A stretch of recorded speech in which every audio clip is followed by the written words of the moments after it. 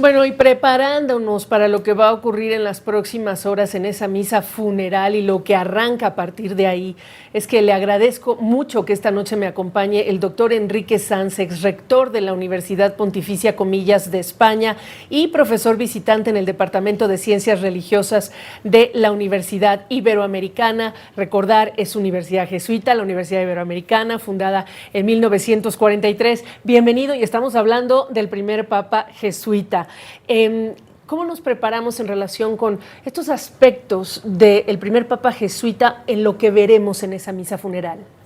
Muy buenas tardes a todas y a todos ustedes en la CNN. Gabriela, muchas gracias por la invitación. Yo creo que hay dos elementos de lo que vamos a ver en el funeral que son muy jesuíticos. El primero es que el Papa ha elegido que sobre su tumba aparezca solo el nombre de Francisco. Y es cierto que el nombre de Francisco es muy franciscano, porque lo eligió precisamente por la pobreza franciscana, por el valor de la paz para los franciscanos, y es cierto, por otro lado, que para la Compañía de Jesús el nombre y el nombre de Jesús es muy importante, y Jesús es la paz y Jesús es la pobreza.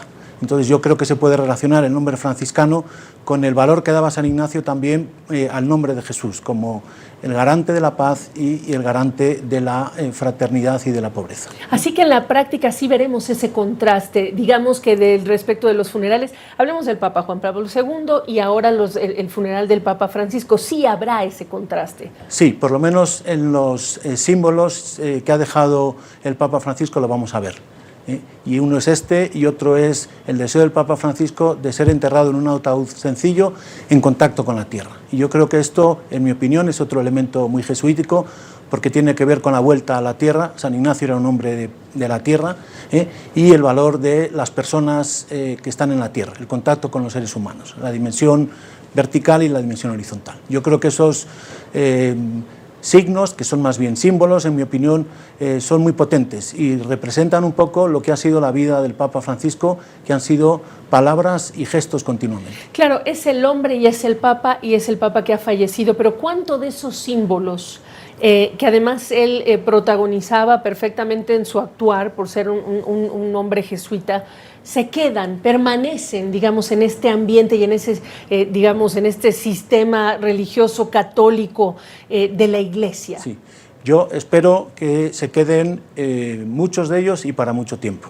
Como saben todos ustedes, el símbolo nos pone en contacto con la divinidad, y el símbolo del nombre franciscano de la paz, de la ecología y de la pobreza, pues yo creo que se queda con nosotros, sobre todo el tema de la paz, en la que tanto se ha empeñado el Papa Francisco y que tanto necesitamos, qué decir de la ecología y de la importancia que tiene en todos los continentes, en México, en América Latina, y quizás sí que nos deja el Papa Francisco un reto en el símbolo de la pobreza franciscana. Ojalá aprendamos a ser más desprendidos, más pobres y más gratuitos, que es otro elemento que tiene que ver con su funeral y que es también muy jesuítico. ¿Cuánto se conversa en relación con el cónclave y la próxima selección del Papa? Que se mantengan, digamos, estos valores vivos, expresados en el trabajo, en lo que se escriba en el futuro Papa. Sí, yo creo que el primer trabajo que se está haciendo estos días después de la muerte del Papa Francisco, los cardenales que van a elegir a su sucesor, están recogiendo todas estas cuestiones de las que estamos hablando y otras más.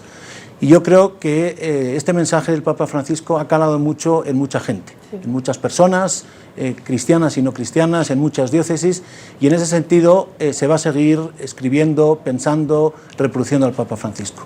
Mi impresión es que el Papa que llegará, que ciertamente será muy distinto, sobre todo porque no será tan carismático como el Papa Francisco, pero continuará muchas de estas cuestiones tan relevantes para el Papa Francisco.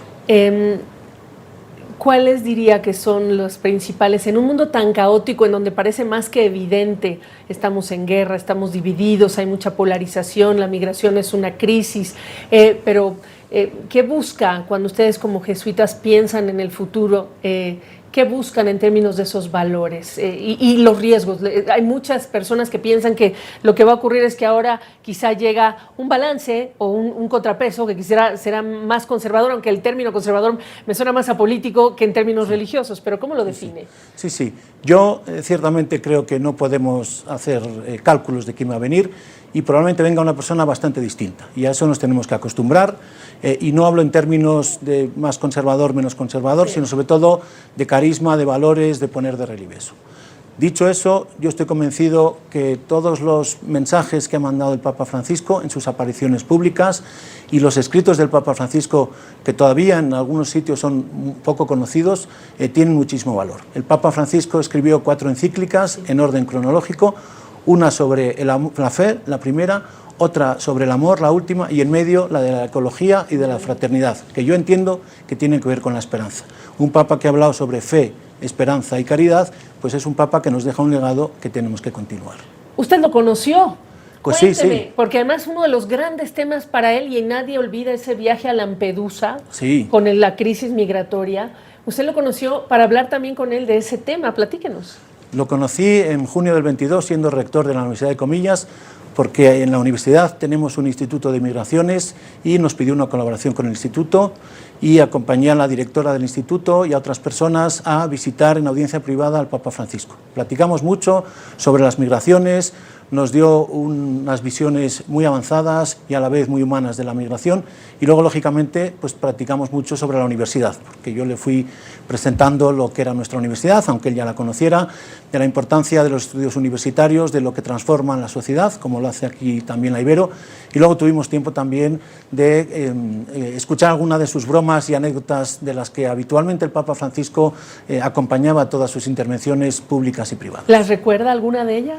Pues ¿Ha tenido oportunidad? Pues recuerdo 2 de ellas, una más reciente porque en noviembre del año pasado lo volví a ver en un grupo también privado y allí contó una anécdota de una campesina italiana que lo fue a ver a la Plaza de San Pedro en las audiencias que hay los miércoles y que cuando el Papa paseaba con su papamóvil pues lo llamó, venga, y el Papa quería salir del espacio de los guardaespaldas y allí se fue con ella. Entonces le preguntó quién era, le dijo que era una campesina que se dedicaba a cocinar ravioli, hablaron sobre cocina, sobre ravioli, bueno, y después de la conversación y por no alargarme, el Papa Francisco le dijo, bueno, rece usted por mí, y le contestó ella, santidad, ya lo hago y en favor de usted, que sobre todo es muy importante en favor de usted. ¿Y cómo es memorable que no había ocasión cuando él enfermaba, decía, recen por mí, incluso cuando se convirtió en el primer papa latinoamericano, hablaba de recen por mí, muy notorio de lo que era él como persona. Siempre se lo pedía a las personas mayores, a las personas más jóvenes. Recuerdo otra anécdota con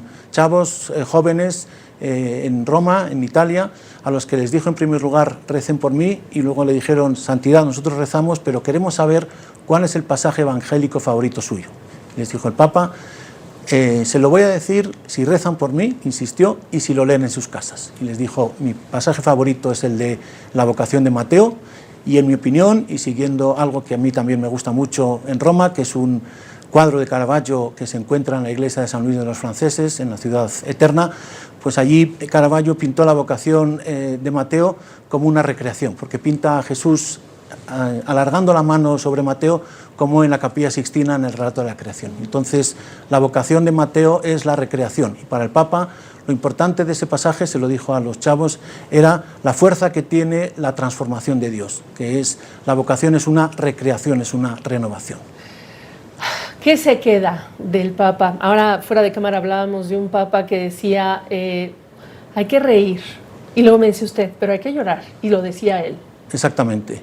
En la semana última antes de morir, platicó por teléfono con una prima suya que vivía en Italia, y le dijo, no sé cómo lo llamaría, si Jorge, si Santidad, y le dijo, me he roto la pierna, y le dice, pues menos mal que no te ha roto la cabeza. Otro ejemplo de que el Papa siempre decía que el humor nos salva, pero nos salva también el saber llorar. Él, cuando le contaban historias dramáticas, recuerdo alguna que le contaban, por ejemplo, de migrantes, de situaciones bien en el mar, bien en otros lugares, él siempre decía, el ser humano tiene que aprender primero a llorar y luego a tomar decisiones.